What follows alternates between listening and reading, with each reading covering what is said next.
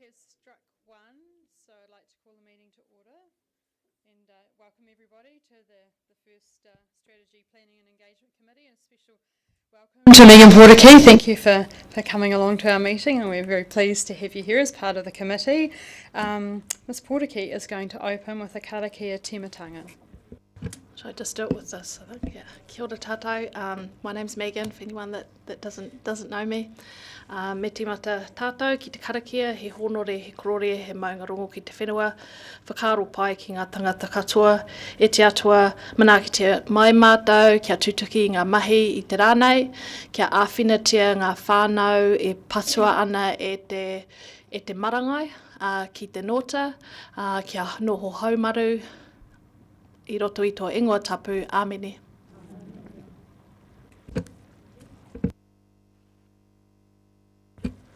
Thank you. We'll just move on to apologies. We have an apology for lateness from Councillor Mayhem and absence from Matapura Allison, and I think that Councillor Houlihan has indicated that she may be leaving earlier. So I move that we accept those apologies. May I have a seconder, please?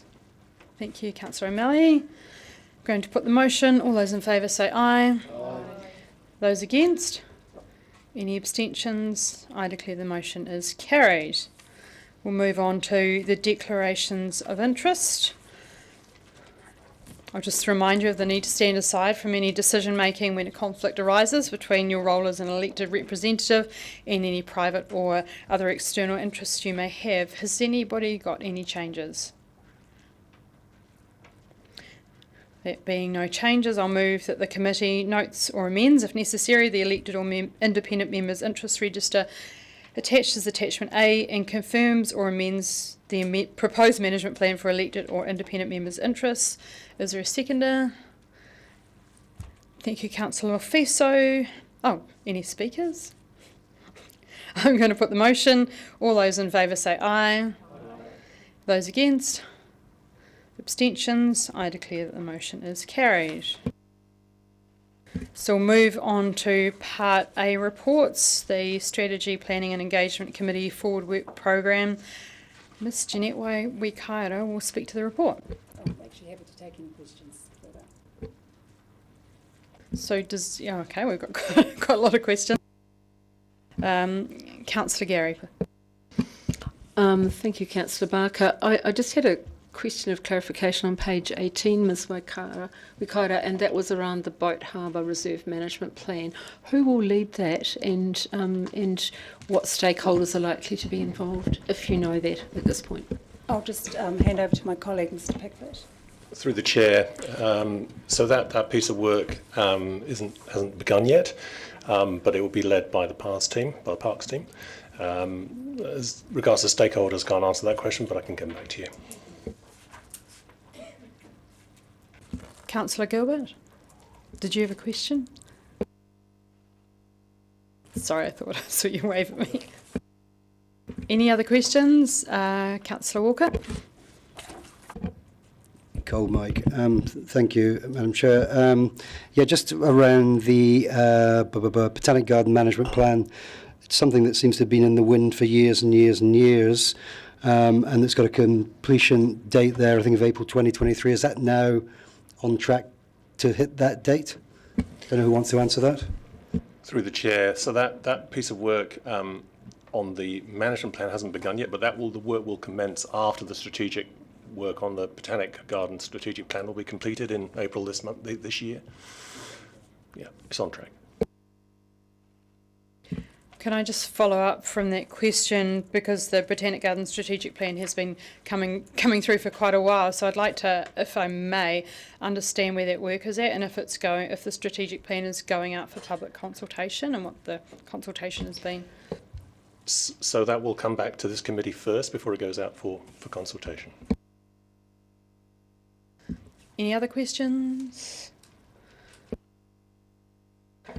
So I will move that the committee notes the Strategy Planning and Engagement Committee Forward Work Programme. May I have a seconder, please? Mayor Raddick, thank you. Would anybody like to speak to the motion? No. I'm going to put the motion. All those in favour say aye. Aye. Those against? Abstentions? I declare the motion is carried. Right, we will move on to the residents' opinion survey results. I'll just give Ms. Rikaira a chance to come to the table, and Ms. Huko.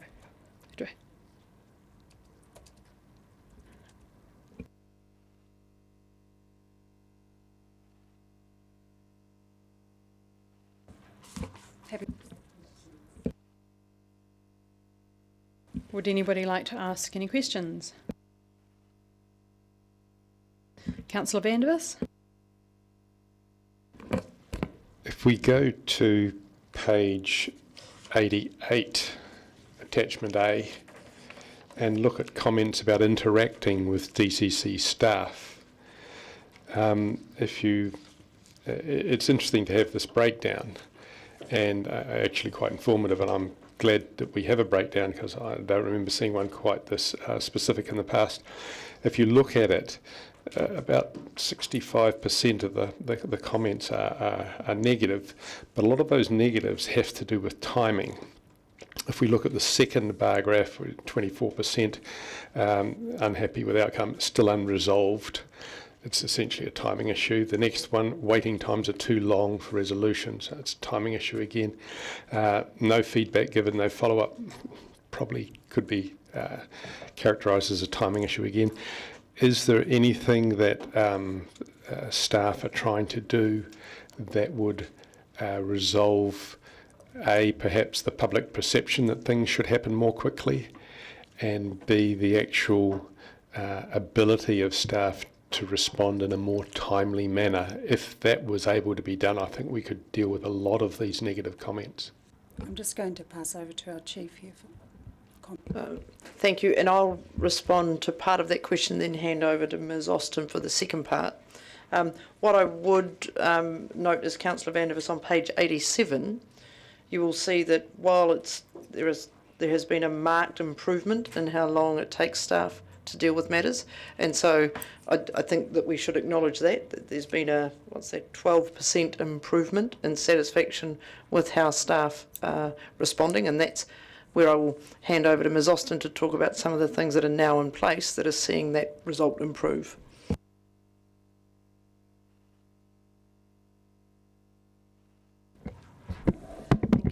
Kia ora tātou. As I have reported in previous meetings, there's a number of measures in place. So we have started our customer services refresh in terms of our service delivery. A lot of the regulatory teams are also part of, DCC's ambassadors. They're the first point of contact.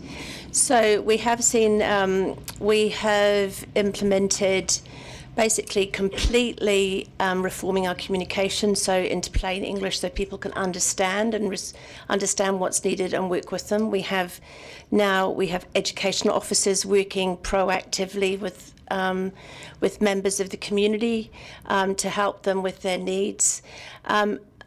We are also, a lot of this also depends on, and we've started that work, and it's also work that will go to the customer and regulatory committee, but it's also looking at how we close the loop. It's a very large organisation. It's also about making sure that we have got the infrastructure and the technology that we invest in that so that we're able to provide that low-hanging fruit. We've also, and that means that rapid response and making sure that as soon as possible we can close the loop, particularly in the infrastructure areas as well. So it's a huge council with a huge range of responsibilities, but we have started. The other thing we've started is outreach support. So we have now gone out. We worked with the Middlemarch community last year and start to provide outreach services for those communities that struggle to come into the city. And there are another of measures we've started also reaching out to non-government organisations, and we've started with Age Concern, and that's looking at how we can go to them. So we're looking at a lot more efficiencies in technology. That's a whole program of work that will strategically, the strategic issues will come to the committee, but the other is looking at where we can be more agile and more connected and engaged with our communities. Thank you very much for that. One related question. Very pleased to see that you are paying particular attention to plain English in all DCC communications. Will that include, or does it already include, always having English subtitles, for instance, if Maori words are used? I can't comment on that. What we are doing with the legislative language is turning that into plain English so that people can understand what's required of them and how we can work with them to understand their obligations and support them to achieve what they need to achieve.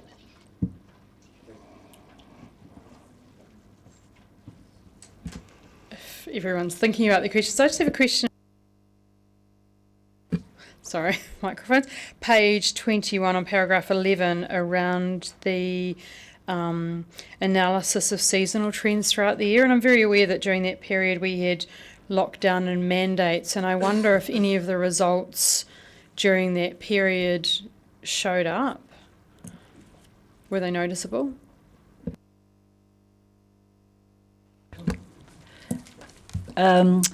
It's hard to see whether they were noticeable, not because they weren't there, but because of the contract we had. So we will continue to push to get a statistically significant survey and the results. And therefore, if we have a bad month around getting survey respondents, work very, very hard to up the ante the following month. So by the time the year is finished, the targets are reached. So I think the methodology may hide some of the, if there was a dip, for example, but we could certainly come back with detailed information around that.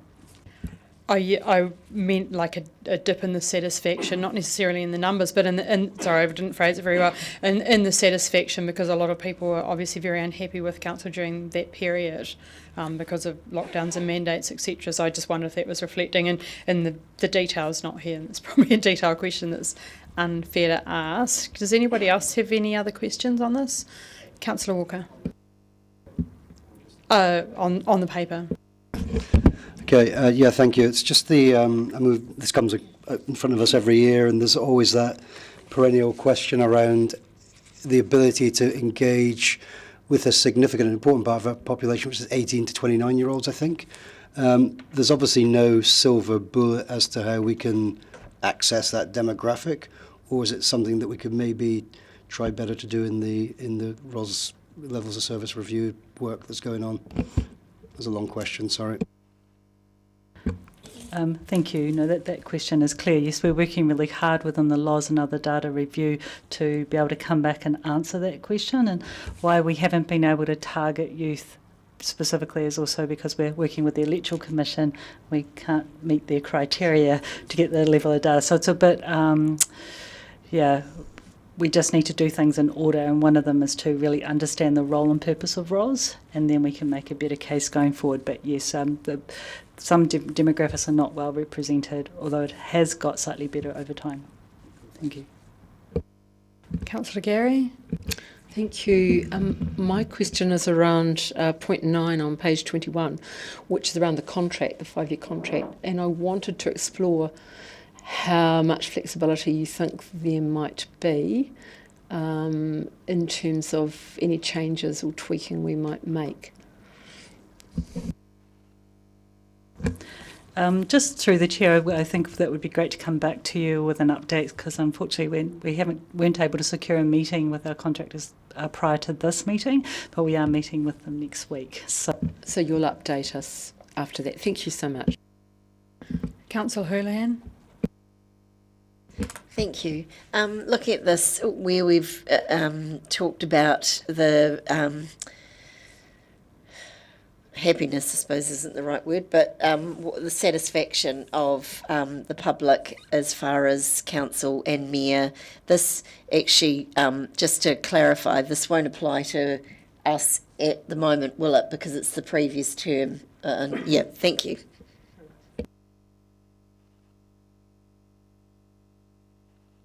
Has anybody else got any questions? Mayor Raddick? Yes, just coming back to Councillor Walker's question about the younger demographic, and I see from the methodology we send out the survey to a randomly selected sample but it does suggest that we can't target 18-year-olds. So is our representation of 18 to 26-year-olds actually a representation of the demographics, of the age variation of people that vote? Because we're just sending them to vote as just names, or do we have age information on the roll? If that makes Yes, that's clear. Thank you, Mayor Reddick.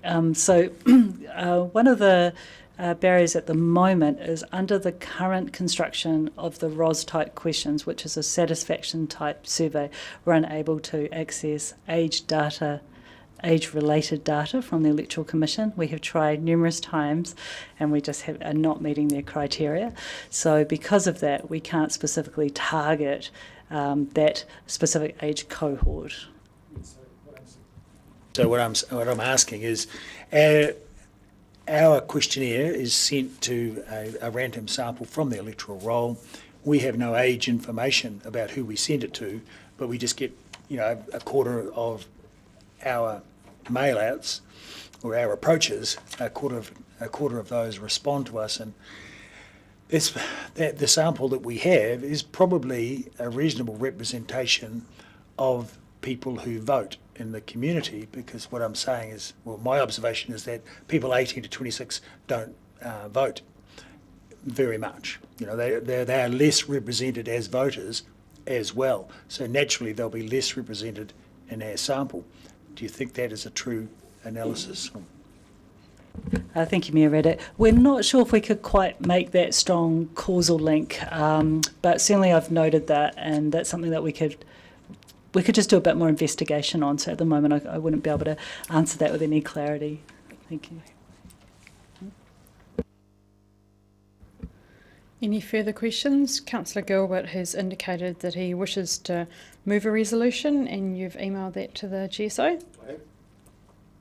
So, I would like to add C to the resolution, which states that we requests quarterly residents' opinion survey reports to the Strategy, Planning and Engagement Committee.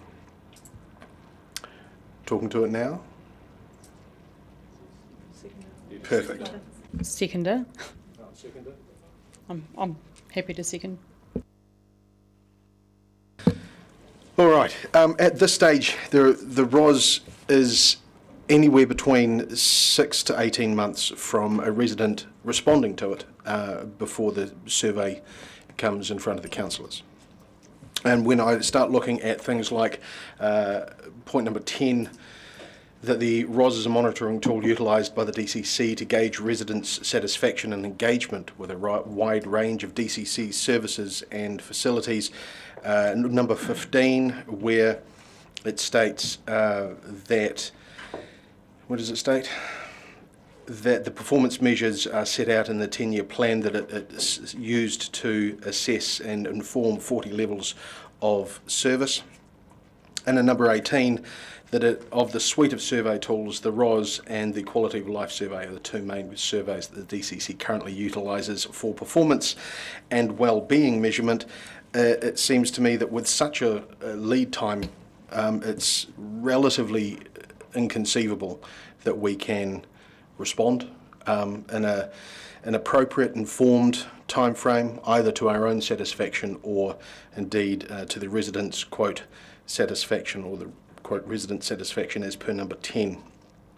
Getting quarterly reports though can only help us surely to hear from the residents in something of a closer to real-time manner, understand the points of concern at any given time and make evidence-informed decisions.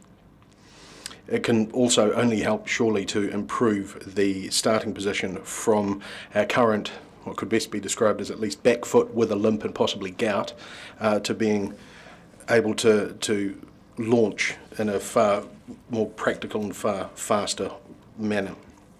Forbes in 2019 put out some research which said that 89% of leaders agree that ongoing feedback and checking are key for successful outcomes, and I would have said that I'm surprised the other 11% didn't say that. So I would like to add that I'm not going to take up all 10 minutes. This does not need a soliloquy. All it needs, I think, is just a very simple thing. I have had a chat with the team, and they seem, in principle, to be fine with it. So that's what I'd like to put forward. Any other speakers? Councillor Vandervis? I'm all for getting better responses from the public, and have long pushed for actually referendum on particular issues which are defined and then a response asked for. I don't believe that the residents' opinion survey is able to really do that. The residents' opinion survey, to me, is much more of an overview. It's not structured in a way that I think gives you, or could give you, really good, timely responses to specific issues. And I'm also concerned that quarterly reports will significantly add to the cost of what is already quite an expensive survey process. So that would be another reason I wouldn't be keen. And there is also the issue of residents' fatigue. If you survey people too often, they get very blasé about how they respond, if they respond at all.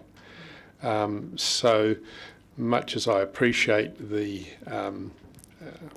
desired outcome of having more regular survey reports, I can't vote for this for those and some other reasons.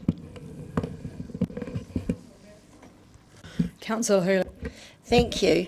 Yes, I mean, I would just like to say that I think residents possibly might start to lose a bit of faith in us when every time they're asked to do this survey, one, they do it, which is, as Councillor Vandervis said, you know, there is a bit of fatigue on surveys. I know if I get them and they call or ask you to do it, I always think, oh, no. And as a person who's done a master's and I wanted people to do my research, I feel a bit guilty, but I know how much time it takes to do it.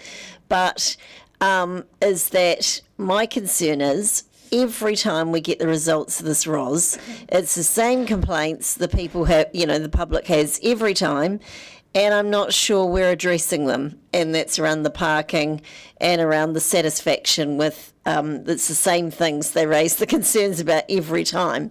So that's my concern is, you know, I'd like to see those things improve rather than stay around the same every time, and what we're doing about it, because I don't actually know what has been done to improve those things. And I think people will start to question why bother filling it out if we just get the council say, oh yes, we accept this, end of story, and nothing seems to happen. Councillor O'Malley. Thank you, Madam Chair. I think, just to Councillor Vandervis's point, I think point 21 of our agenda shows that the report is that the survey is conducted over a continuous 12-month period, as opposed to once. So I would assume that if we did adopt this and we did quarterly reporting, it would be for that quarter, or it would be a rolling annual average for that period to the period. So it would just be a data handling thing rather than an increased number of surveys. That was my take on that, and I'm getting nods, so I assume that seems to be right. And it is mostly about level of service. So again, it's not strategic directional questionings through this. It's a level of service, and are we achieving level of service?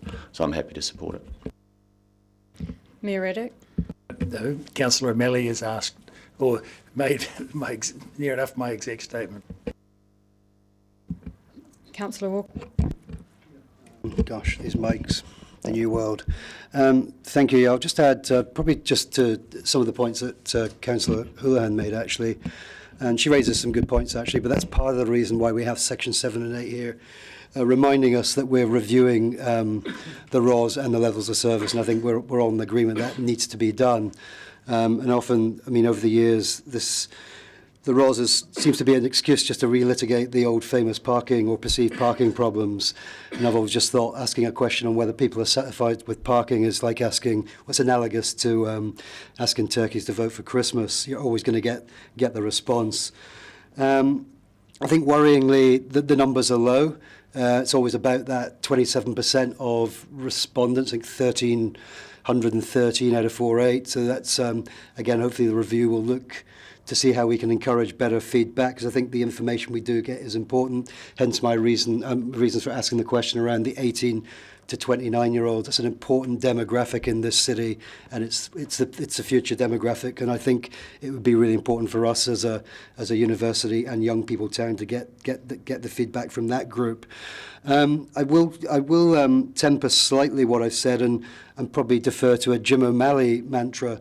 And excuse me if I misquote you here, that often a failure to respond is actually a sort of an indication somehow that people are quite satisfied.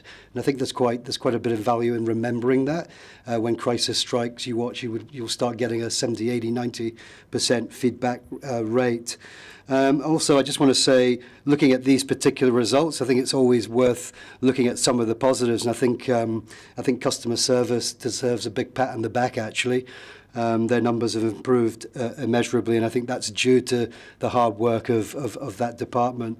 And I think that's something we should be proud of. And the improvements throughout this, albeit they are quite small, let's not forget that does accrue to the previous council. But let's hope that this council can continue that trend as we move forward. Thank you. Happy to. Councillor Gary.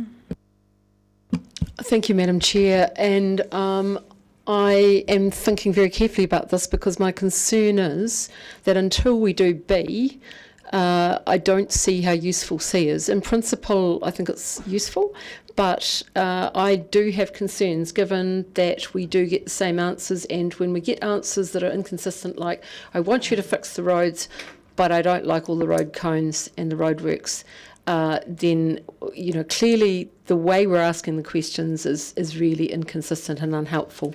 And until we get that sorted, I don't see the benefit in the quarterly reports, frankly. But I think once we do have that sorted, if possible, to some degree, then there is some value in that.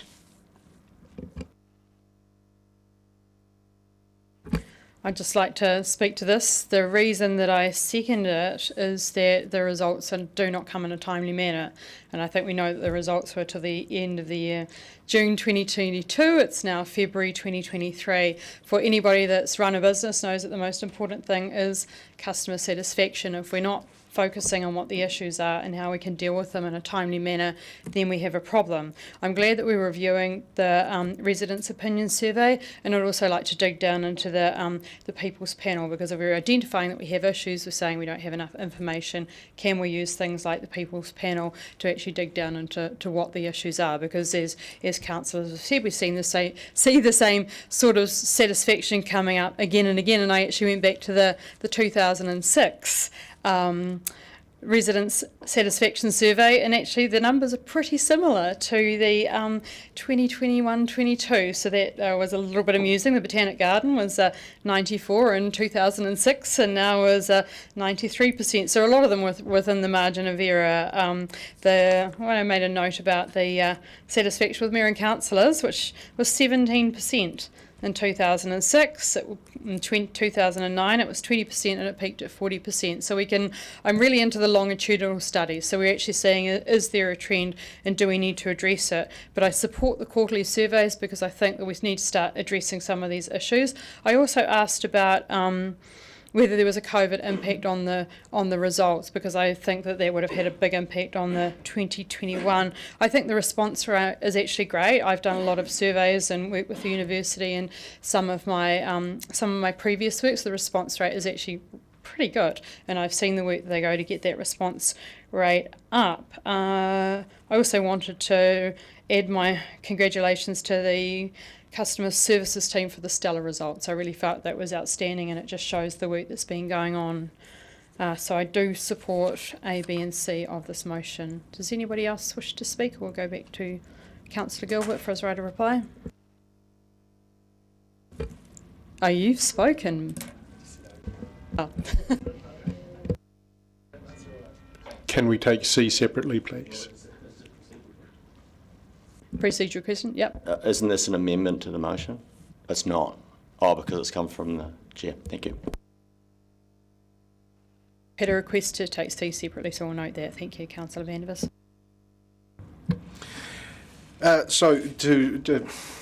Yes, as Councillor Vandervis said, if we were doing each one was a single survey, then yes, it would be rather onerous. However, Councillor O'Malley answered far, again, as typically his case, his style to answer more eloquently than I can, as it is spread over a year where we are talking about taking snapshots of a time of what has come in at that point rather than going out and asking for 1,200 respondents or receiving 1,200 respondents from a 1,300 respondents from a 4,800 request. Is it an overview? Yes, perhaps, but it is also a step in the right direction. As I understand it, it is only recently in the last few years that the ROS has even been presented to Council, and I think staff would be applauded for that. I'm surprised that it wasn't before that, so I'm very happy that it is now. I'm merely suggesting that this is a step towards a better direction.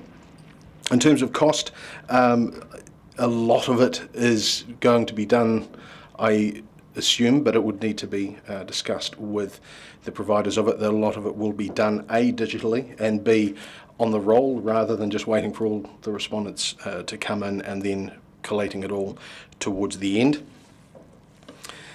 Regular updates do allow for regular communication, both with the public as well as with the media. And I think that can only be a good thing for all involved, both in terms of the public's perception of the council and what the council is achieving, or perhaps not, but also in terms of us as councillors being aware of our actions and what we are doing, and that we are in fact listening to the residents that voted us on, and that the residents that we are meant to be representing. Councillor Gary suggests or mentions about inconsistent answers in terms of, for example, wanting the roads fixed and there being too many cones out. I'm not suggesting that road fixtures and cones are answered by this, but I would imagine that it is possible that some inconsistent answers could be down to the potential for such a long gap between respondents over the same thing. I mean, it is reasonable to suggest that 12 months apart there might be different issues going on even in the same street. Is there more to do with ROS? That is clearly evident from what people have been saying. Yes, there is. There are tweaks, and nobody is denying that. All I'm suggesting is that A, they can be done in conjunction with getting quarterly results, but also that quarterly results are one of those things that can improve the result and how we deal both with the communication from the public as well as the issues that we face as a collective. Right, I'm going to put the motion in two parts. So first of all, we'll do A and B. We'll note the end. I'm going to put the motion. Sorry, that we note the annual results of the 2021-22 Residents' Opinion Survey. B, we note that the review of the ROS is underway, and the rationale for the ROS will be informed by the wider strategic refresh work program. All those in favour? Aye. Those against? Abstentions? That's carried. So move on to C. Request quarterly residents' opinion survey reports to the Strategy, Planning and Engagement Committee. All those in favour say aye. Aye. Those against? No. Noted, please.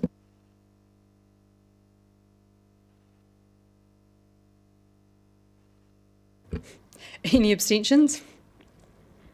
I declare the motion is carried. So we will move on to item 7, submission on the Natural and Built Environment Bill and the Spatial Planning Bill. Mr. Simon Drew and Dr. Anna Johnson will speak to the report.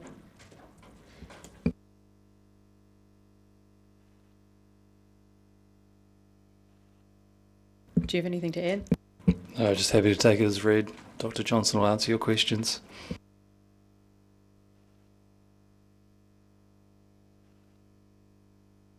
Councillor Benson-Pope. Thank you, Madam Chair. Thanks to the staff for grappling with yet another octopus.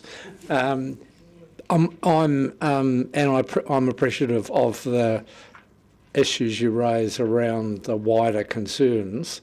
In the context of the work that this authority has done in the last 3 years, namely the development of our second plan, and the work that colleagues have done around variations to that plan, and the settlement of rather a large number of mediations and appeals.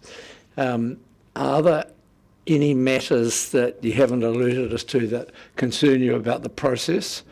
I mean, I'm going to ask later about consenting, but is this still unclear as to what the spatial strategy might be, or what the regional, what's it planning, the committee, the new committee that's being inserted is actually going to do, and how that's going to work? That we haven't already done, I mean. So, sorry, through the chair, is that subject matter or process related? Subject matter.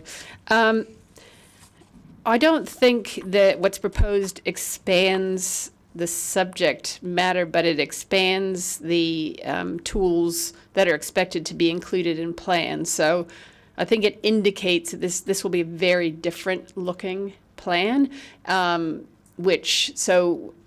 having taken that on board, I've mainly focused the comments on the amount of work that would be required to develop those plans, and also what it means in terms of transition and costs and time frame for transition. But I don't think some of the changes are quite positive in terms of those new tools, and setting targets and limits are arguably quite positive changes. It's more the process to get there that's the primary focus of our submission.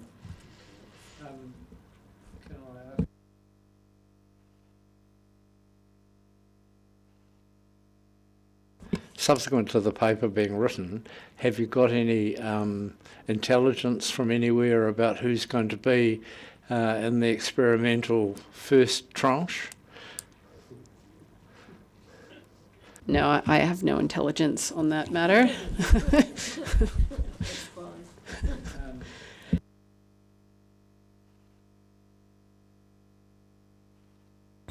The other matter I wanted to raise was in respect of the regional spatial strategy. You talked about different tools that are required in our planning documents, but is there anything you anticipate that we haven't actually traversed in terms of our original spatial plan and the work that was done as part of the 2GP, and subsequently in terms of the the announcements that were made last week about the outcome of Variation 2, in terms of housing supply in particular? Well, I think the regional spatial plan strategies will be similar to the future development strategy work that we have to do now. I think the key difference is it'll be a more influential document, and some of the feedback in the submission relates to the process for developing that, given its significant influence in setting out where growth will occur in the future. But I don't think there's any surprises. It's, again, more the issues of concern are, for that one, around process, and in this case, possibly some missing steps in the development process, given the importance of that document. For example, that there's no requirement to hold hearings seems a surprise for a document that's going to determine where you're going to grow.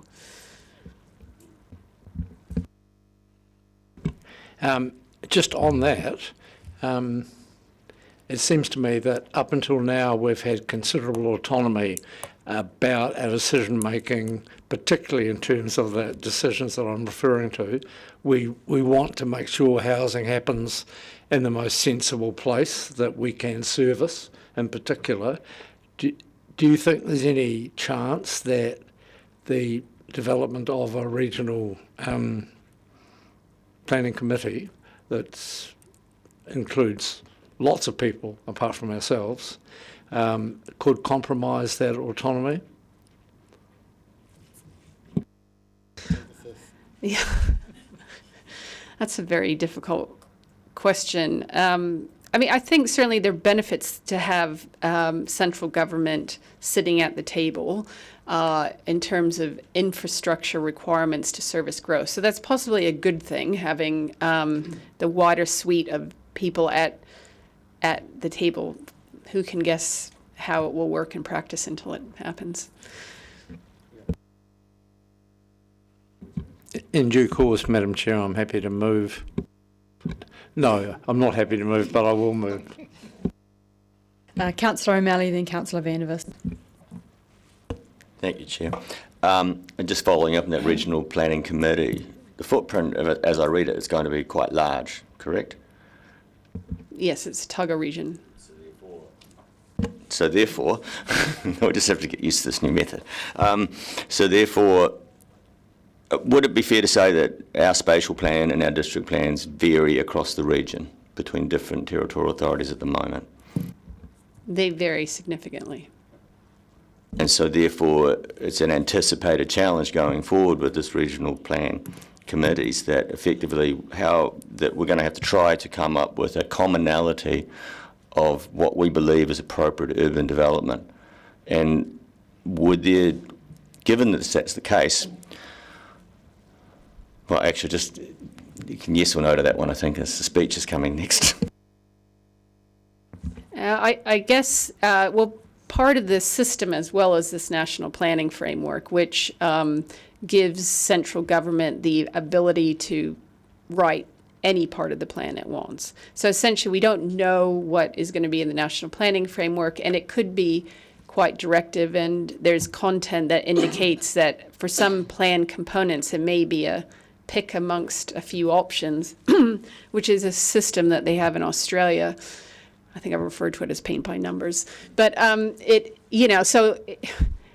how difficult or easy it is will be influenced as well by this content that might come through the NPF, which may make it easier or more frustrating if the choices are not the choices that the committee wants to work with. How does that differ than national policy statements now in the current RMA structure? Because they themselves, they are directive and we sit below them on the hierarchy, do we not? So wouldn't they then influence district plans now? So can you tell me the subtle difference between, or maybe not that subtle, the difference between this new structure and the existing structure when it comes to government stamping its authority over regions as it already does legally? Well, they've had the power under the RMA to create national direction, but they haven't used it much over time. There's been a bit of a flurry recently in national direction, but the national direction tends to be setting policy settings rather than dictating the rule content or the zoning framework. Recently they did do the medium density housing settings for what type of zoning and housing, but that was quite recent, and that's the first example of what might happen under the new planning framework, that they might have very specific sets of rules for different types of zones, and they could set those all at the national level, and then the planning committee would just have to choose, this area has this set of rules in this area, and so the whole sets of rules are given to the councils to work with. So that's never happened before. The first time that's really happened was with that medium density. So we don't know where it's headed, but they have wide powers, and it could be anywhere from what it has been, policy settings, to very detailed prescription of rule frameworks.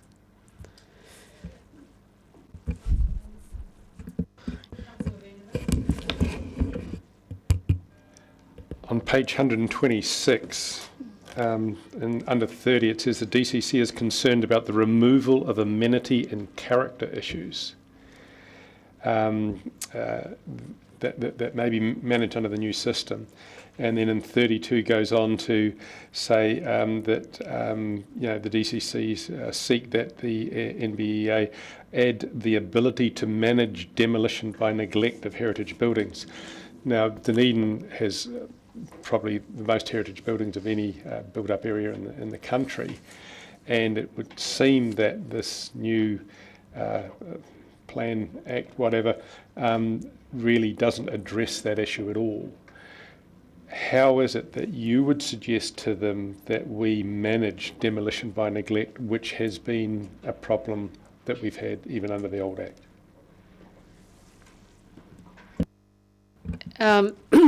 We haven't really worked on a suggestion in a lot of depth, but what we have indicated is that part of the solution has to be the ability to force maintenance on buildings, or to be able to undertake it and or have enforcement and fine, some sort of financial penalty for not undertaking enforcement. It's not mentioned at all anywhere in the NBEA. It's certainly been an issue under the RMA that it seems to fall between the cracks of the Building Act and the RMA. So I don't know that they've given it any attention at all. So I think at this stage we're just hoping to get it on the agenda, and then if it does if there's an opportunity, spend some more time giving advice on that issue and what a solution might look like. If we can't get it on this particular bill agenda, is there any other that we can get it on, or this really squarely is where it should sit, right? Through you, Madam Chair. It's a really complex issue, as we know, and we really struggle with different levers and instruments. Part of the new draft that's proposed will go to the Customer Regulatory Committee is to provide a piece of advice to examine all of the issues around demolition and neglect. So it'll go on to that committee programme, with the leave of the committee. Yeah. Yeah.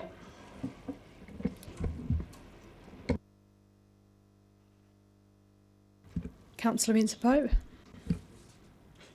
In respect to that last answer, I wonder if Ms Austin could comment on whether that would involve the possible development of a bylaw or bylaws to give us direct intervention powers. Yes, it'll cover all the potential risks and opportunities related to it. So we'll tend to take a bit of time to make sure we provide thorough advice, but that will be included. I have a question around the RPC Regional Planning Committee membership, which says on page 116, paragraph 25, that the RPC membership must comprise, and then it's got each council has at least one seat. And given that our council has over 50% of the population of Otago, and I didn't do the percentage of the land area, but it's obviously rather significant. Is it possible that we get more seats around the table? Is it addressed in the document? So it's up to each region to decide a number of matters, including the composition of the committees. So it would have to be negotiated. But is there a process for the negotiation, or is it a bun fight? There is a process, and I think there's conflict arbitration mechanisms suggested if agreement can't be reached. If I may, this is one of the areas of challenge that it is, and I mentioned the metro sector earlier today, similar challenge in this regard around our ability to have appropriate representation. Are there any more questions?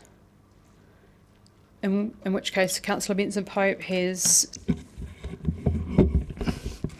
Thank you, Madam Chair. Thanks again to the staff for this. I think they have alerted us appropriately to their concern. Through the Chair.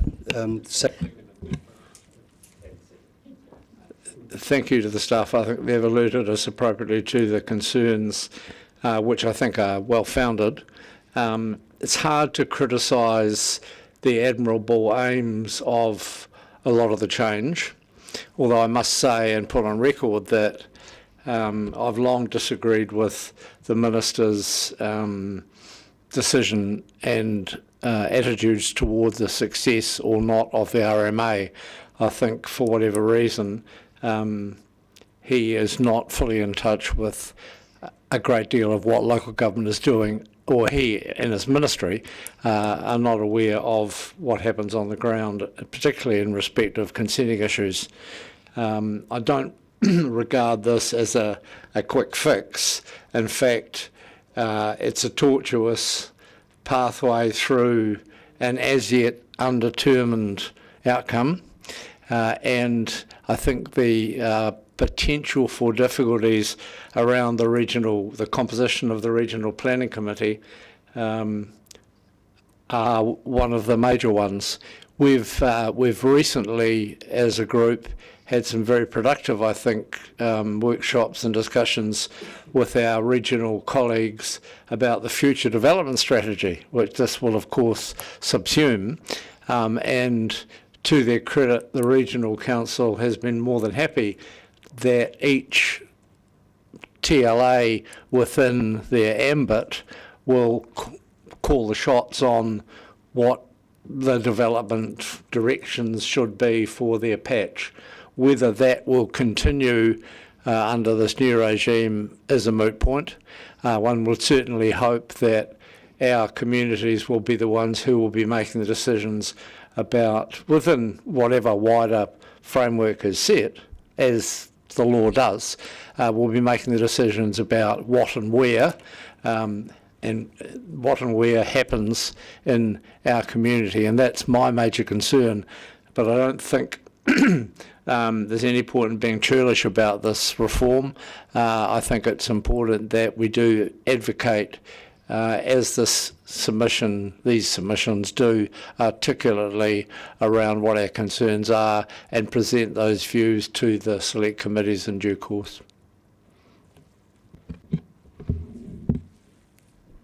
Councillor O'Malley. Madam Chair. It would be noted that the RMA, probably especially for environmental protection, needed strengthening. But I would note that Ms Johnson's statement about national policy statements not being used very much by central government in the past could have been a mechanism by which a lot of this could have been addressed, and maybe changes in the RMA itself just to strengthen it could have been the answer, but we're not going in that direction now.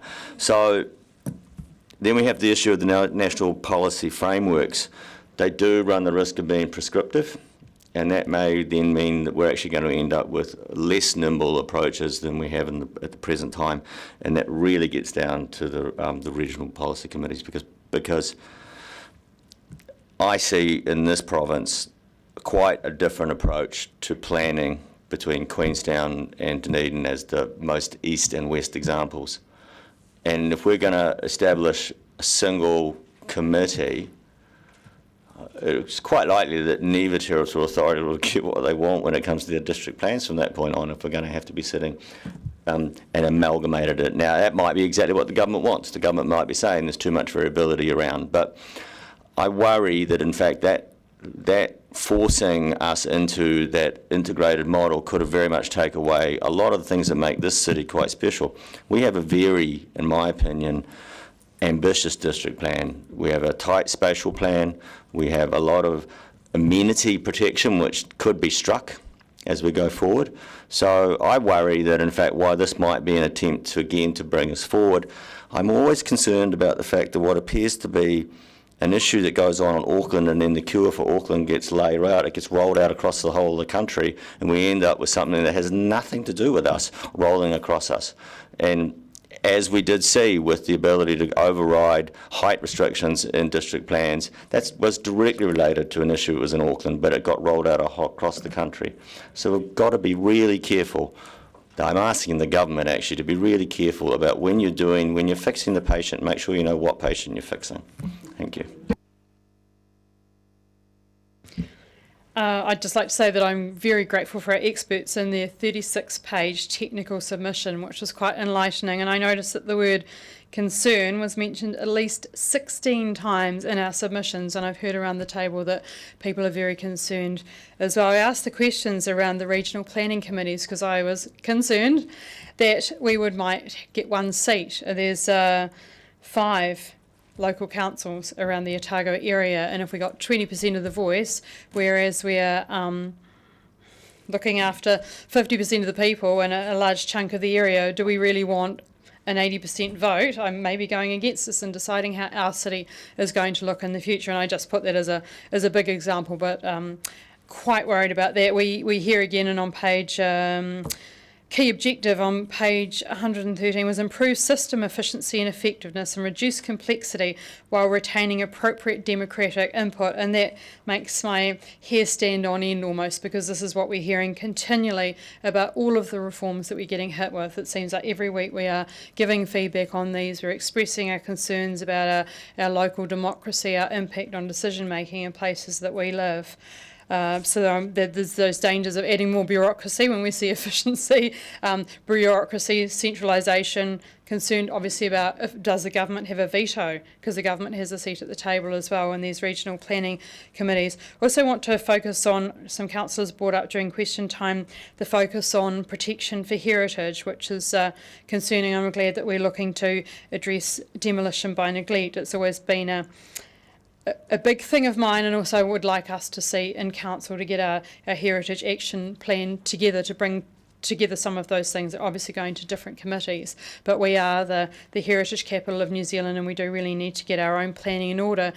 And with the work that we're doing on the 2GP to protect ourselves going forward, we are obviously in a strong position, but we need to maintain that we are able to keep our placemaking. And the other thing I was concerned about was the removal of the ability to manage the environment for amenity, character and design considerations, and that was another one that made the hairs on the back of my neck stand up, because we want to have our placemaking. We have a lot of areas of special character in the city, and we do need to protect those.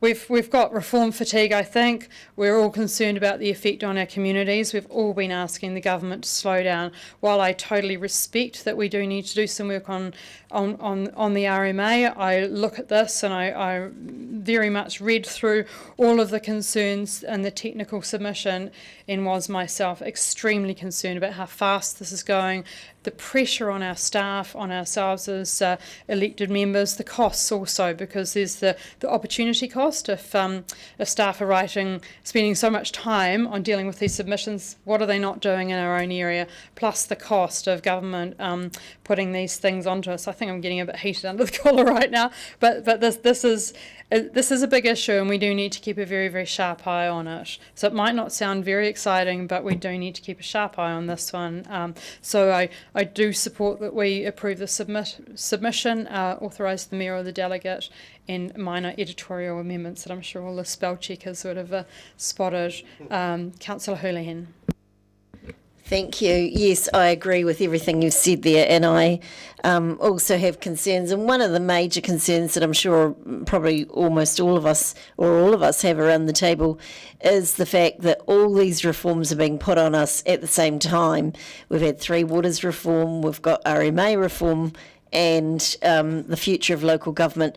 My question to the government is, why didn't they do future of local government first, and then we could work out where to move from there, rather than putting it all on us first, so that then we're left with little or nothing to decide in future of local government, and it almost sounds like a forced amalgamation. And when you read through some of the things in this submission, which I agree with, many of the points here, is that we have to, it's so important, I think, that we have to let the government know where we have concerns, what our concerns are, and the fact that local voice, once again, and the knowledge of the local people is being weakened. And this is in every reform, not just this. It really is concerning. And the fact that we're being lumped with other councils that are very different to us is also concerning. And there's so many questions that we haven't had answers to. And I understand the government thinks that RMA needs reform, and yes, there could be some changes. However, my message to government would be butt out and let local government work out these things. Work with us rather than telling us what to do. Mayor Reddick. Yes, turning one act into three, that doesn't seem like simplification to me. And as has been mentioned, creating new areas for control, possibly in our case it might fit with the provincial boundary, but the local government looks to be having consolidation of areas, amalgamation of areas. You've got health delivery localities, which are a different subset of regions again. And then you've got three waters, which are a larger subset of regions again. And in addition to that, you've got new layers of bureaucracy being established throughout the country across all manner of things. So it really does not seem like a simplification process to me. It sounds like lots more bureaucracy and a centralisation of power and control and a loss of local voice.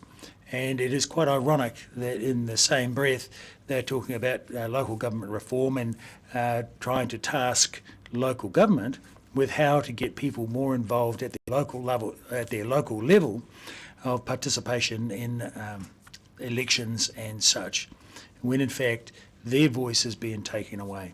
So I think there's quite a few things involved in this that are counterintuitive and ironically acting counter to what the left hand is acting counter to what the right hand is saying. So it was all a bit disturbing, and it is creating an awful lot of work because this is a huge submission on our part to government, and there's been a vast quantity of paperwork arrived talking about these three bills, and a lot of things to be resolved before we're through. Councillor Garian. Thank you, Madam Chair. I just want to thank the mover and the seconder and staff for a very thorough and technical report and submission. A couple of things I wanted to highlight. I don't disagree with anything that's been said pretty much, but I wanted to highlight a couple of matters. And the first was 32 in the submission, which was around the demolition by neglect. And it's really a question to ask, and I would see it as a minor editing, but just wondered if it would be useful to add context to that for our city, given our heritage buildings are so important. We don't have that context in there, and it wouldn't be unhelpful to have it and just maybe strengthen that slightly, but it's excellent to see that there. I was very concerned to see the right of appeal taken away, and that's discussed in various places. But a positive, just to add a positive, was paragraph 40, Te Ao Māori, and the sentence in the submission that ECC is also moving towards a future where it will be business as usual for our staff to view council work through a Māori responsive lens, and we're on our way, I believe, to that, and I think that's a very positive comment in there. So I certainly support what has been said, and I'll be supporting the submission and the motion. Your right of reply, Councillor Benson-Pope. Thank you, Madam Chair. Just briefly in respect of that last item, which has previously been raised as well, councillors will be as aware as I am of the bad press we've received around some eyesore buildings in the city. Issues around Princess Street buildings that are consented but where not enough activity is happening. The issue around Arkwright's building owned by an offshore hotel chain, which is an absolute eyesore, not the hotel, but the Arkwright's building, and also Glam's as the third leg of the treble. All those buildings need attention, and the reality is that we don't have the tools at the moment to deal with them unless they're dangerous or unsanitary. So I'm pleased to hear the advice from staff about further information coming to us to empower us, and I'm delighted to see the reference being raised in this submission in requesting government for another tool to go in the toolbox. So I'm going to put the motion. All those in favour say aye. Aye. Those against? Abstentions? I declare that the motion is carried. We will move on to item 8, herbicides for vegetation control.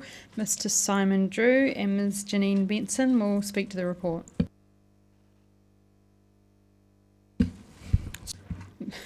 Janine's an apology. Do you have anything else to add, or are you just happy to take questions? Just to highlight, as referenced in the report, that I'm not offering advice on the health risks. All I can do is present the findings of the literature review. Councillor Walker. Yeah, thank you. Madam Chair, thanks for the report, Mr Drew and others. Just 3 questions, I think. The EPA report that was attached to the May 11th 2022 report mentioned something about in Wellington there was degraded marine environments due to leaching and runoff. So the question is, do we have a policy within our council when we are spraying near fragile waterways and or just waterways so that we're cognizant of that potential danger? Correct. So there are, and policies are and guidelines are referenced in the report. So there is an increased threshold when spraying around waterways. And who oversees that? The contractor, and then there are independent audits by my team. Cool. So again, referring to the EPA report, it talks about something I'd never heard of called surfactants. Okay, thank you. And that's added to glyphosate to make it easier to mix and make it easier to use. Do we add those? Because the report mentions that they are often more highly toxic and harmful to the environment than glyphosate. So I'm not aware of what surfactants we use. Could that be found out? Gosh, it's turning on and off. It's like a game, isn't it? I'll give you... Just keep yours off for a minute. Once you've finished talking, don't turn your microphone off, because that's where the collisions are coming in. So once you've finished speaking, leave it alone, and the next speaker is going to take care of it for you. So you go there. Look at that, eh? Miracle.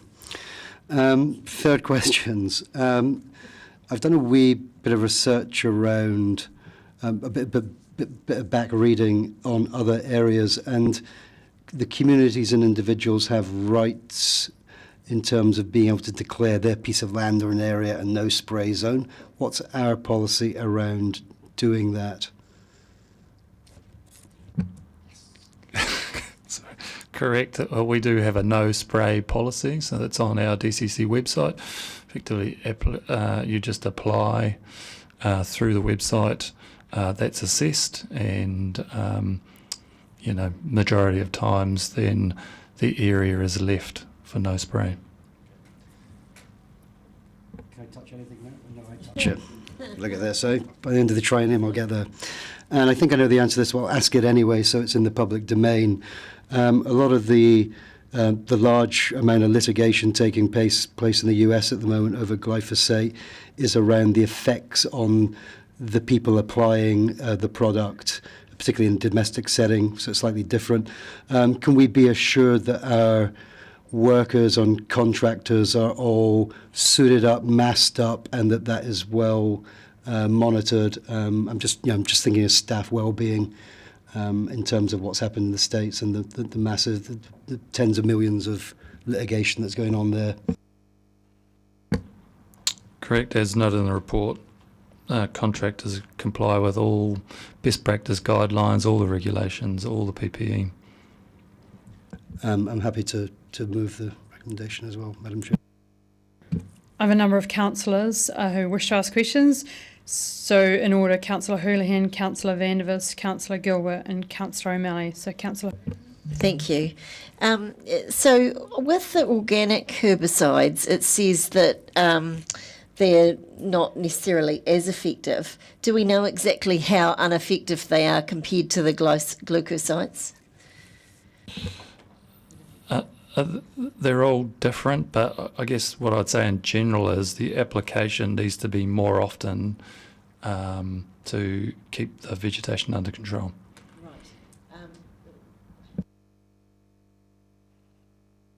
Good. Right, you've got it. Good. Thank you.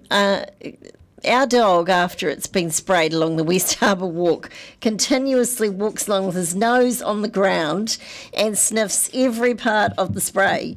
And I'm just a bit concerned that, well, one, our dog might drop dead, but other dogs could be affected as well if there's any harmful effects. And when you hear that it could be carcinogenic, it is a bit of a concern, although it might take years, of course, for him to bop off. But still, it's not the point. My point is that is it better for us, for well-being of our city, to look at organic or sprays and maybe do them a bit more often if it's healthier for our dogs and our people?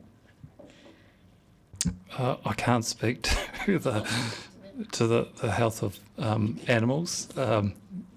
Just refer you to the science that we have produced. I mean, what you're asking is a decision of council, so that would come with trade-offs, I guess, as there would be more application, therefore increased costs to move to a different type of vegetation control. Do you have any concerns about water contamination with any of these sprays if we continue with the harsher chemicals? Well, the science that I've read and the application methods that are employed by our contractors would suggest that it's done in a safe and appropriate way. Thank you. Councillor Vandervis.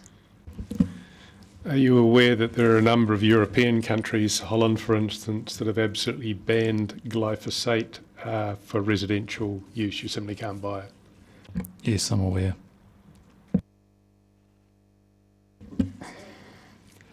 And regarding the use of sprays, the assumption seems to be, and I can see there's good reason for it, that to limit herbicide growth, herb growth, you need to use herbicides in a spray format.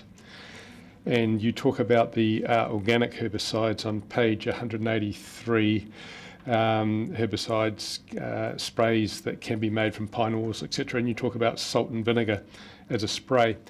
I have shared your experience where they have some effect but are less effective than glyphosate. However, have you considered, rather than always using a spray, simply using, in some situations at least, granular salt? We have found it to be extremely effective over long term, stays in the soil, goes back to the biblical quote of, wanting to salt the fields of your enemies. Granular salt is extremely cheap. It's not really toxic in any way at all. Wouldn't even matter if a bit of it got into the waterways. Have you looked at using granular salt rather, for some situations, I'm not saying it's going to be suitable for a lot of them, but for some situations where you want permanent suppression of weeds, for instance? I'm not aware of any DCC trials around that or of any other local authorities. That's something that we could look at.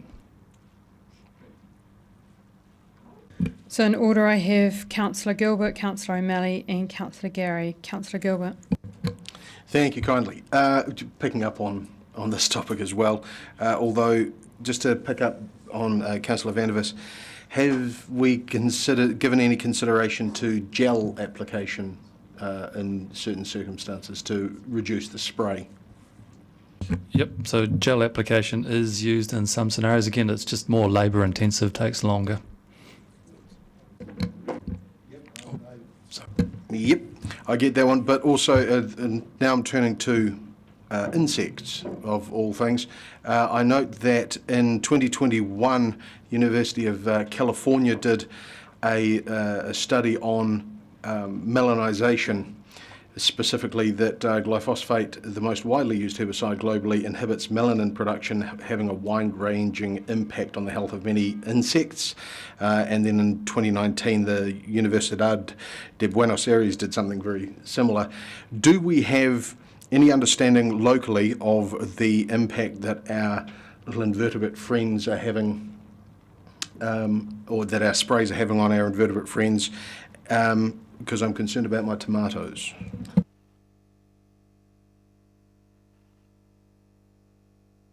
No, I guess all I can say to that is we follow New Zealand Environmental Protection Agency guidelines. That hasn't defined it as carcinogenic, has a whole lot of regulations and guidelines around its use, and that's what council staff use in the application of it. So the main concern, or the main detail or focus, has been on its carcinogenesis, its ability to cause cancer, rather than any other effect on the fauna. I can't speak to how the New Zealand Environmental Protection Agency classify their things, but the literature review we've done was mainly around risk to human health. We haven't done a staff literature review around impacts on other insects and vertebrates. Thank you. Councillor O'Malley. Here we go. I don't see hepatotoxicity covered in this report, and that's a known activity in glyphosate, liver damage.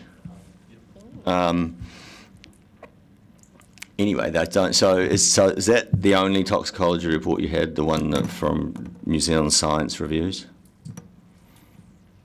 Yes, only New Zealand one, but I'm aware that the Monsanto case laws are around liver thing.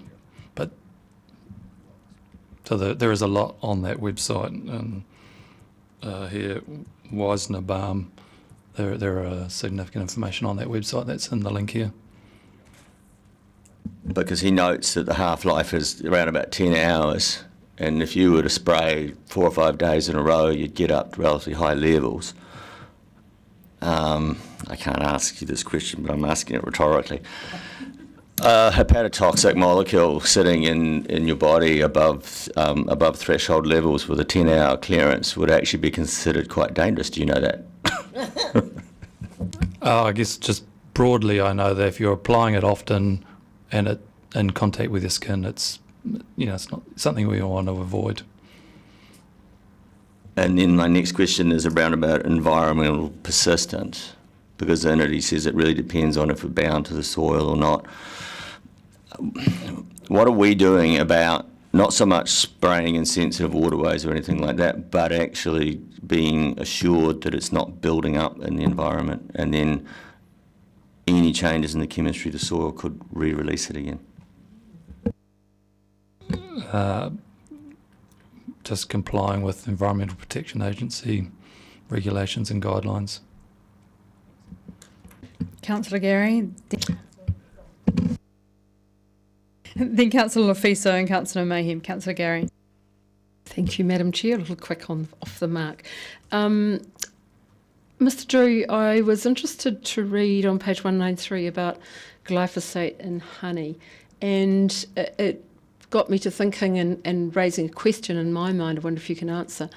Given the importance of bees for pollination and the clear effect glyphosate has on them, according to this study, I wondered if we were looking at other management besides herbicide, and I'm thinking particularly around the management of booms and allowing booms to be, in wildflowers or whatever, rather than mowing them. And I know that's come up in the media a few times. Has any thought been given to that path? Yeah. As a way to limit the amount of spraying required? Yep. Yes, so we have a number of no spray corridors where they are just left to grow wildflowers. And we have the no spray applications that any resident can make. So that is a method employed by staff. Do you see that as widening to some of our parks and so forth? Some of the areas don't come without other challenges. So what tends to happen is the water tables kind of choke up with weeds and wildflowers, and then we have surface flooding issues. So it's a trade-off. A balance. Okay, thank you very much. Councillor Lofiso. Tēnā koe, Madam Chair, tēnā koe, Mr Drew, and kia ora to you and the team for the report. And the basis of my question is the conclusion by Professor Shaw at the end. It's important that we do not simply accept the long-standing dogma that glyphosate is safe. And I'm not sure who my question is for. I think it's for the Chief. So if the Council was of a mind to, and I understand cost effectiveness, etc., but I am aware in the past that community organisations have become contractors for us. If there was possible developments that way, if we could say hire community organisations to do some of that work that, you know, is not necessarily or overburdensome for other DCC contractors, if you know what I mean. What might be the pathway that we would take? So I'll defer to you because we have pre-existing contracts. So I'd imagine there will be some things we can do and some things we can't within there. Correct. We do have contractual commitments for that work. Although we're saying that, I'm sure through kind of mutual negotiations you might be able to incorporate something like that. It'd be finding a community group that's kind of willing to take that on board. And if I could just then add to that, if council were looking to make some sort of change, we would need a clear direction for us as staff to investigate it. And depending on, and I'm not suggesting you are, but if you were looking to do something, clear direction and enough time to do it, to fully assess the costs and the implications. Councillor Mayhem. Thank you, Madam Chair. And I guess this is about the homeowners register, Mr Drew. So if a resident wanted their whole street to not be sprayed, it would need buy-in from all of the residents. Is that correct? Like, it would not really be effective if one person on each street didn't want spraying to happen. You would need everybody in that area. Am I right? Correct. What we tend to see is, resident by resident, not combined areas, unless council have chosen to have a no spray corridor, which is generally where there are no neighbouring properties.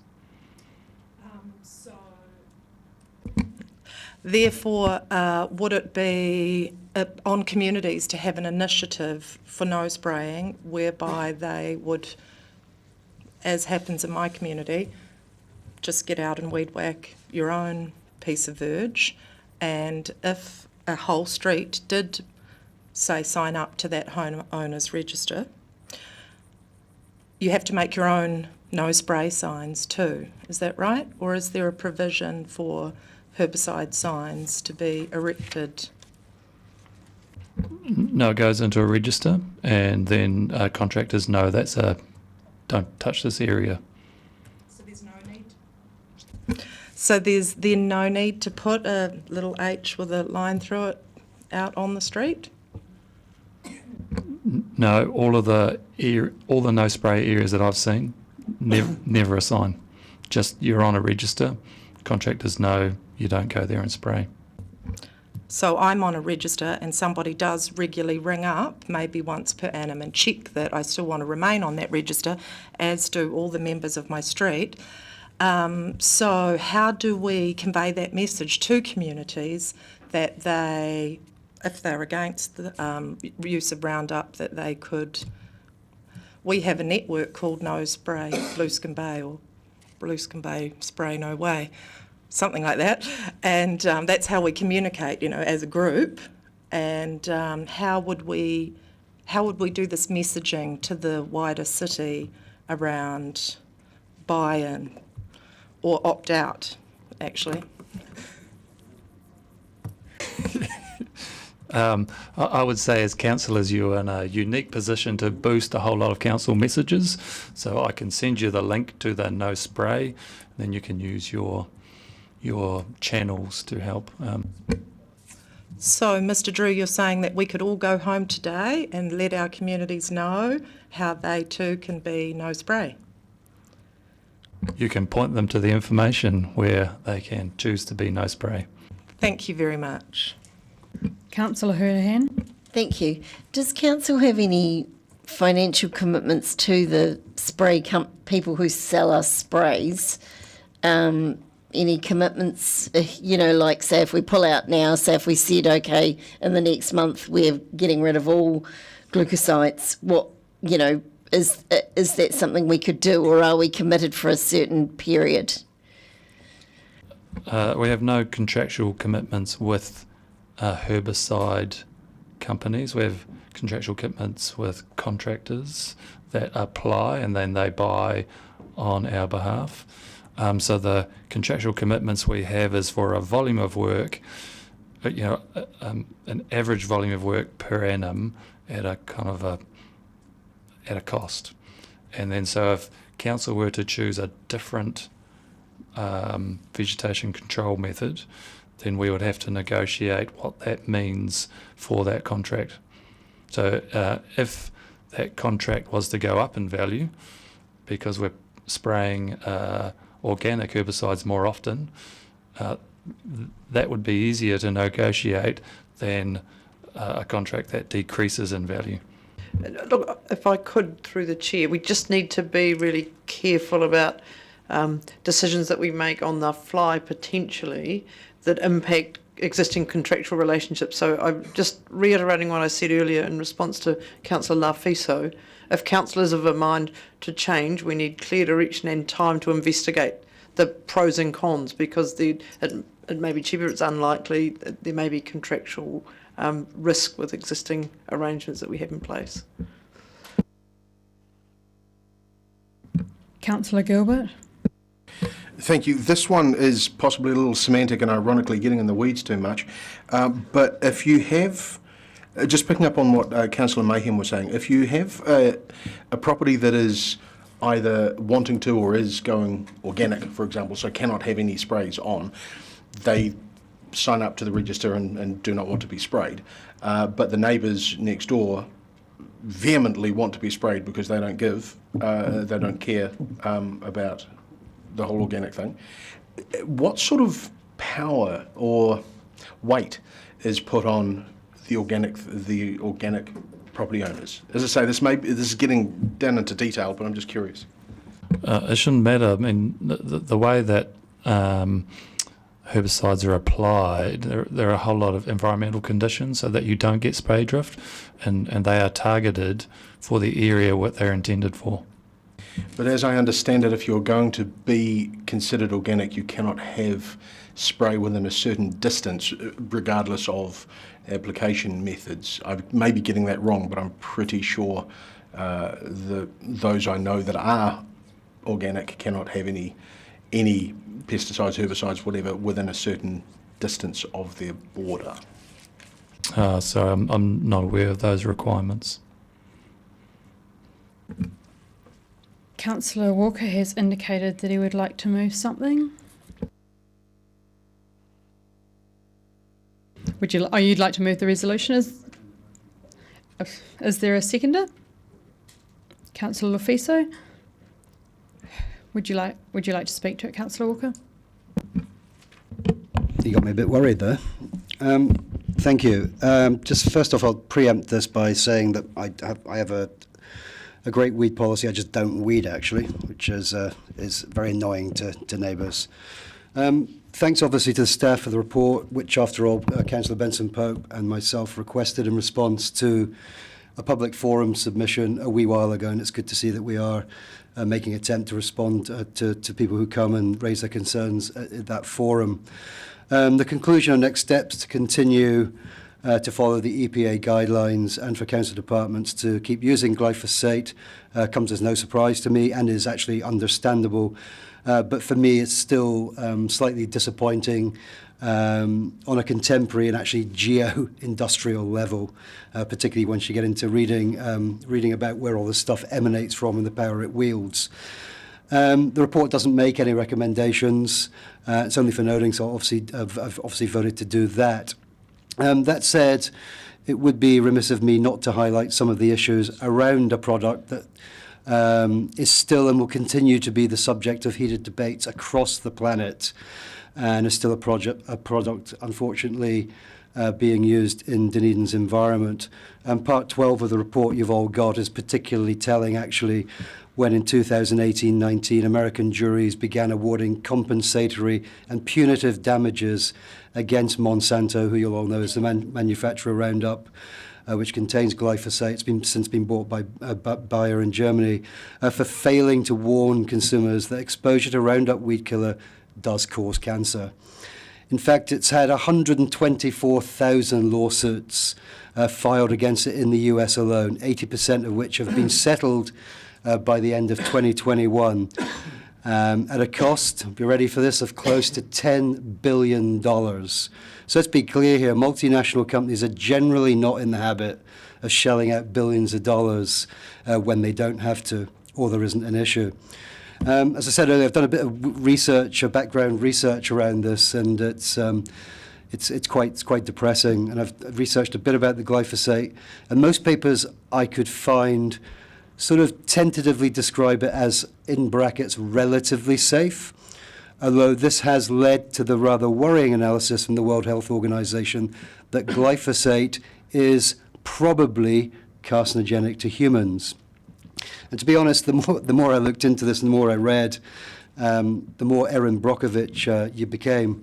And the more I read, the more I felt like I want to ask executives from Monsanto and Bayer, who I just mentioned acquired Roundup in 2018, if they would expose themselves and their families to anything, say an airline flight that wasn't almost certainly safe, but only relatively safe, or to use the WHO analogy, probably deadly to humans. I don't know about you guys, but I'm not taking that flight. And listen, the bottom line, I mean, I've read the paper and I've moved the motion. The bottom line is that glyphosate is effective. Glyphosate is cheap. It's very cheap. And that's partly because the patent fell off it a number of years ago. And unfortunately, we've become really used to it. The effect on fauna, as raised by Councillor Gilbert, is unfortunately given little consideration. And that's a wee bit depressing, actually. And Councillor Houlihan, there's plenty of evidence in my reading of canine spread in research literature in the States that then accrues to the wider family, particularly the young. I feel for staff a wee bit, as they're only doing what they deem right and adhering, as they can only do to the EPA guidelines, and as they stand currently. However, that doesn't mean that we as a council shouldn't continue to raise our concerns on behalf of our communities and our workers. We need to ensure best practice is always at the forefront of our thinking. Despite a half-life of 7 to 60 days, that's what I found in the EPA report, there is strong international evidence of degraded waterways due to runoff and leaching. So are we ensuring we don't spray too close to rivers and marine environments? Are we respecting individuals and communities who declare no spray zones in their gardens and streets? Are we ensuring the health and safety of our contractors and workers by making sure they adhere to best practice when using the product? I'm sure we are, but we must be confident we are. And are we going to commit to support those across the world seeking to replace glyphosate with alternatives that are better than relatively safe and probably not carcinogenic to humans? Thank you. Councillor Houlihan. Well said, Councillor Walker. Yeah, I thank you for all that information and research. I I'm not going to support noting this, and I know it's just for noting, but I don't want to look like I support this in any way because I don't.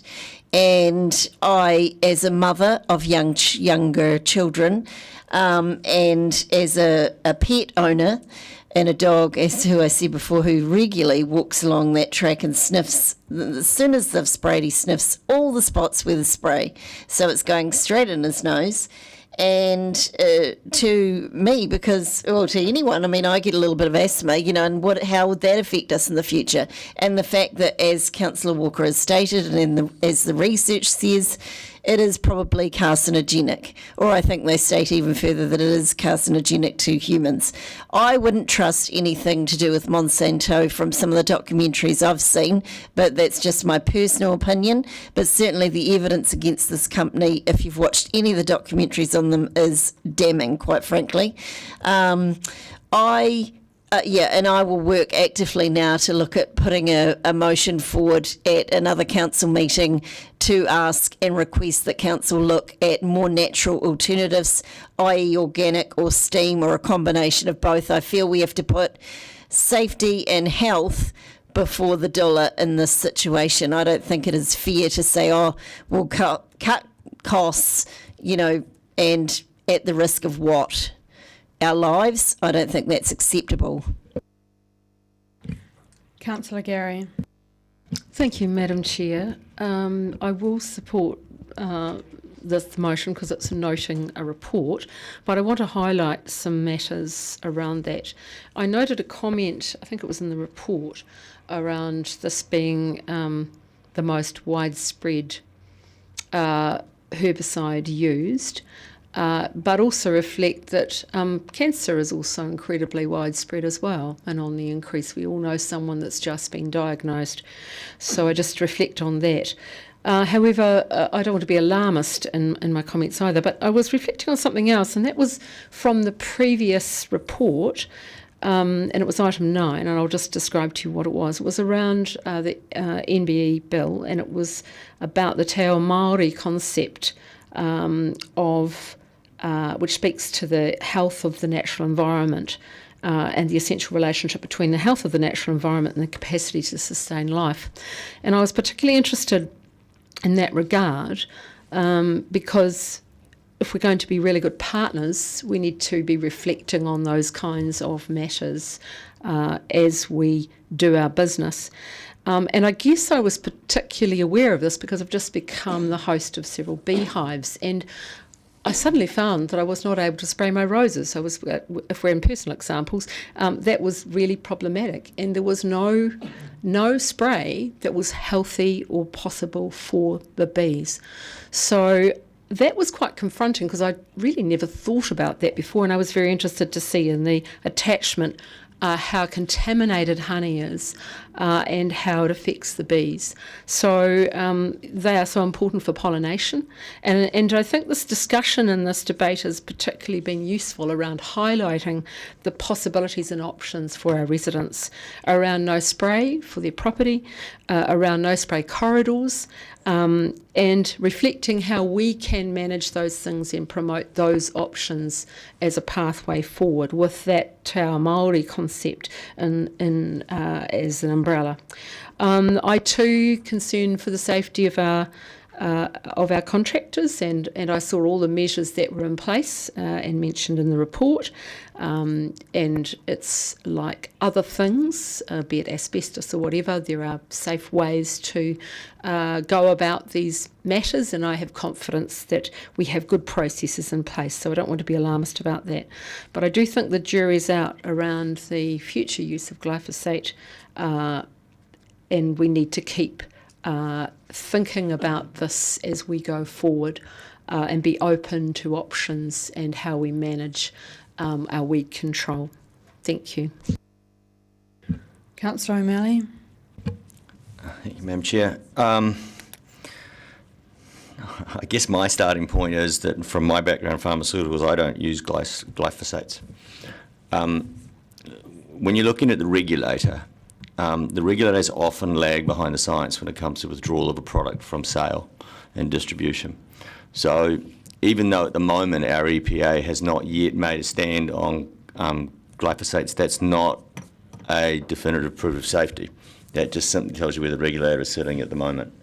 They often undercome a lot of pressure from the industry, and I would actually argue that the New Zealand EPA is quite weak in this environment. So yes, we have handling techniques which we are having our contractors work with, and they are designed to minimise exposure. But I would say that you don't really understand chronic toxicity of a compound like this until you've looked at many thousands of people over many years. So looking for acute toxicity and looking for chronic toxicity are two very different things. We did mention in the report some acute herbicides that could be used, like salt or vinegar, and then it says it could change the pH. So vinegar will, it's acetic acid. Salt won't, but salt will get into the freshwater systems. It's used extensively in North America to deal with snow in the middle of winter and completely wrecks the rivers come the spring. And everything, and the cars, yeah. Anything we use chemically will be an active toxin. And the issue really of its safety to the rest of the environment is how much it has in common with the signalling pathways that it's targeting. And I noticed there was some sort of crossover, people were talking about this and that in sprays. You've got herbicides, pesticides and fungicides. Pesticides will clearly kill any pest around them, insect around them. But so will fungicides, because the underlying signals of how funguses work are very close to us. That's why there's not many fungicides out there, because most of them are really quite dangerous to use. Herbicides sit a bit further out, but they are still active molecules. And my experience in toxicology is uncovering all the toxicology is quite difficult. You should always be trying to minimise and absolutely reduce your exposure to as close to zero as you can. And so we have a situation here where if we remove glyphosates, we need to expect a lower level of service in weed control. But I would point out that prior to World War II, that's pretty much where we were. Seeing pictures of old Dunedin, I didn't see too many wild trees in the street. So presumably there were mechanisms of dealing with what was going on at the time. And then you get the immediate post-war period where in the United States especially, there was a saying that went out there, which is better living through chemistry, which gave you DDT and all the other things. And they were great at the time till you realise they weren't great at the time. And I think glyphosates sit on that spectrum. I think that they will eventually be looked at as having been more damaging than they were good.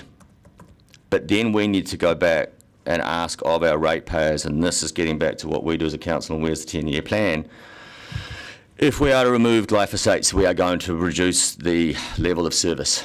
And we actually need to consult on, do you want to have glyphosates removed, and will you accept the reduced level of service? And then we'll hear back from the ratepayers on that. And I think we might very well find that, in fact, in certain areas, the reduced level of service will actually be exactly what they ask for.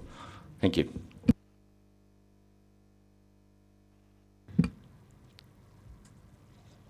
Councillor Walker, your right of reply. Yeah, thank you. Just very brief. I'm actually just responding to Councillor O'Malley now, and thank you for your points around the EPA and your thoughts on that. And as I was writing that, I thought maybe you should apply for a seat on the EPA. Wouldn't have me. Also reminds me of an advert I saw once. I used to get a magazine called The New Internationalist, and they used to feature old adverts and to show how times have changed. And it had a bunch of fruit dancing around. I think it was in the 1930s or 40s, and the line was, DTT is good for me. So it shows how times can change.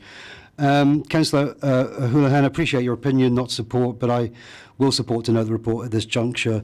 I think we should just take a pause and a bit of time to think, because I agree with you actually that there is an opportunity over the next few months to investigate what would be the best way to proceed in terms of bringing a further notice around this once we have all the relevant details and implications to hand. And I agree with the CEO, we shouldn't rush on this one. Decisions made on the hoof can often be the wrong decisions. And Councillor Gary, eloquent as ever, and I agree that the jury is certainly out on pretty much everything surrounding this, and the amount of litigation that still sits with both Monsanto and Bayer is testament to that. Thank you. Going to put the motion. All those in favour say aye. Aye. Those against? recorded. Abstentions? I declare that the motion is carried. We will move towards closing the meeting with a... an amendment vote motion. Substitute motion. I'll just call an adjournment for 5 minutes. May I have a seconder, please? Councillor Walker, thank you. All those in favour, sorry. Aye. Anybody against? Abstentions? We will adjourn.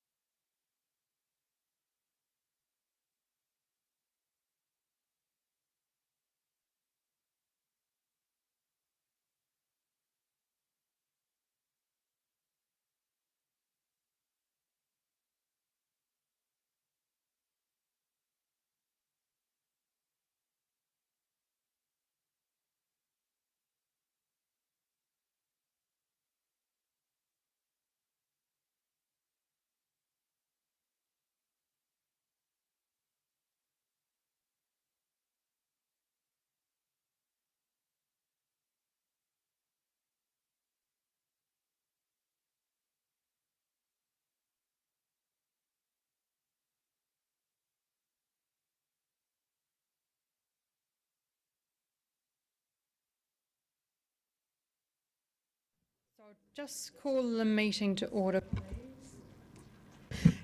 We've got a subsequential motion up on the board, so I'll just give everyone a chance to have a quick read, and then Councillor Houlihan is moving it. Is there a seconder? Okay, Councillor Fiso. Councillor Houlihan, would you like to speak to the motion? Madam Chair, Yes. just before you do, can I ask a procedural question, please? My observation of what's transpired was that you put a motion that was carried, and then suddenly out of the ether came something else which is now on the board. I just don't think that's following. There wasn't an amendment or an addition to the original motion. We've had no notice of whatever this was going to be, much and all as it's in general alignment with the discussion we've had. I'm just thinking there's a procedural issue here that needs to be resolved. I'll just, will I adjourn to take advice? Okay, cool. And so Councillor Houlihan had signalled during the debate, but not out loud, that she had a consequential motion. It's in line with an item that's been on the agenda, and so it aligns with something that the council has considered today, and the request for the report isn't out of line procedurally.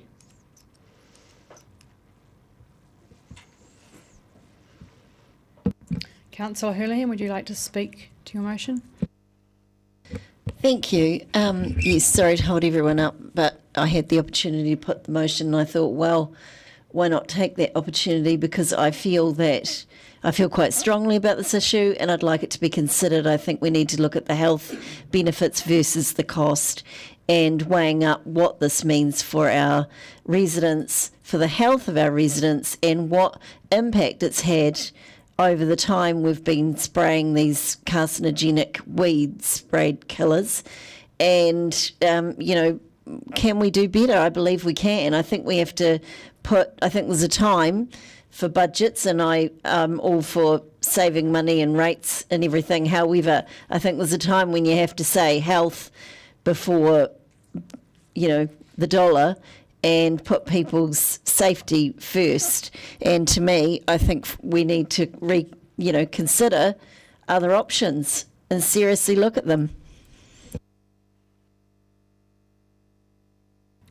Would anyone else like to speak?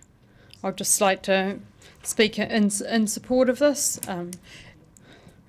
as I believe that it's great to align it with the 10-year plan. We've had quite a number of discussions around glyphosate over the years, and I think that actually getting a detailed report and for our community to understand that if we make a decision, not only what effect does it have on levels of service, but what effect does it have on our well-beings, because if we are spraying this into our community, we need to know what the impacts are, and we also need to know what what our communities feel about this. I'm certain from the amount that I've heard around the table, I too don't spray, that there'll be quite a lot of public interest in this, and I commend over the next year or so, while we wait for our report to go to the long-term plan, that we will be able to take on board the community feedback. I think that's all of my notes. I did actually meet with the people in Christchurch last week, in charge of parks, and we actually talked about this issue, and they talked about the report that they had done, and I know that we shouldn't, I'm not saying worry too much about costs, but there was a huge impact on the costs and the efficacy of the different alternatives that they were using, so we'll be able to use this time also to look into what happened with them. So that I agree with this motion, and I'm going to pass through to Councillor O'Malley and then Councillor Vandervis. Madam Chair, I just want to thank Councillor Houlihan for moving this motion. And I guess the bit I'm catching up is levels of service. I don't think that we can maintain the kind of weed control that we're maintaining with chemicals without any exposure to the dangers of it. So I'm sure that the actual core issue is going to be, if you want these things removed, what level of service are you going to accept?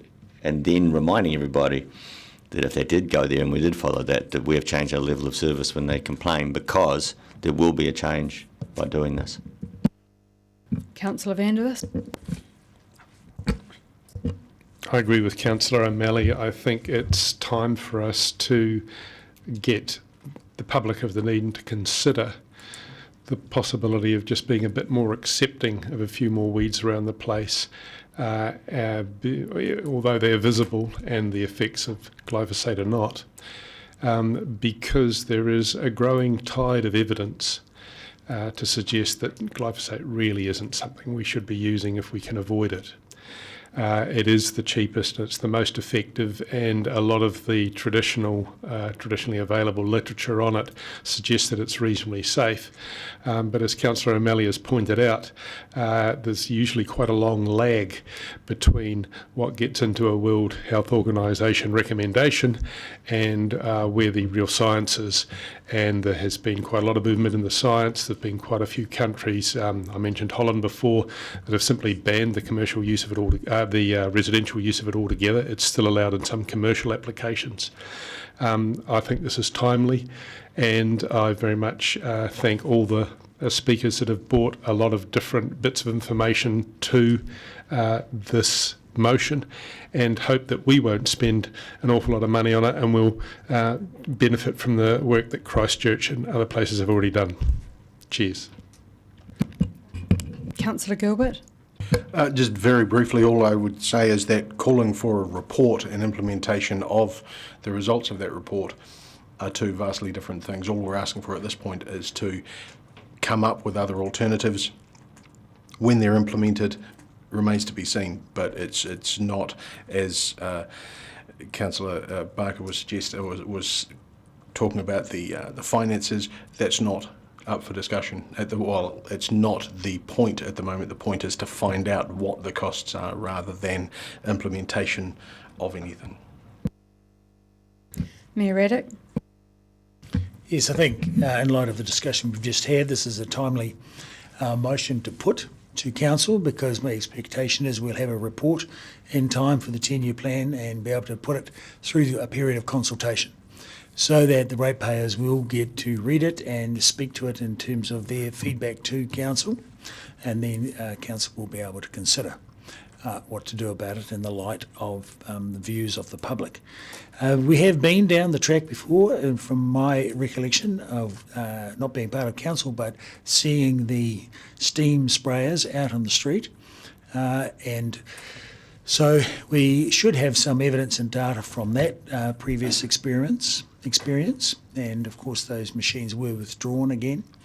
And we have will have access to a range of data from around New Zealand, and hopefully from international data on the toxicity of glyphosate at the current point in time. I note that Monsanto is appealing all of the decisions, which were jury decisions, and I note that historically it looks like it's a much more expensive alternative to not use glyphosate.